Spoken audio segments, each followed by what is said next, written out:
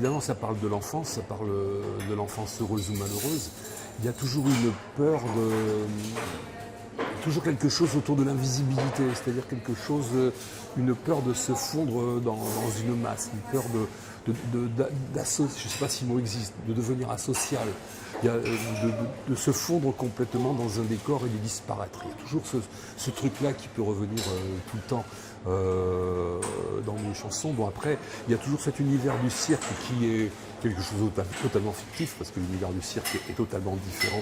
Bon, je l'ai travaillé, je l'ai photographié, il est tout à fait différent de ce que j'y raconte. C'est un monde qui est complètement fictif et imaginaire, mais qui permet aussi de se situer dans un monde où c'est le bordel, où c'est le cirque, où c'est chacun pour se démerder, où il faut se mettre dans la lumière pour s'en sortir. C'est aussi ça, on associe cette symbolique, c'est aussi cet enfermement-là, c'est ce voyage perpétuel pour aller au-devant des choses, au-devant de soi.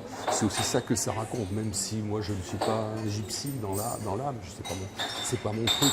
Mais c'est aussi cette façon de se déclasser, de vivre entre soi, de ne pas arriver à en bouger. Il y a aussi, surtout, je parle beaucoup d'animaux humains ou d'humains animaux. Il y a toujours on parlait des éléphants qui reviennent toujours, les ours, et les animaux qui sont à la fois des êtres humains, mais pas tout à fait quand même, qui ne sont pas tout à fait nos égaux, mais qui le sont quand même. Et c'est toujours ça qui revient, nos voisins, qui revient toujours dans la symbolique de ce que je peux raconter.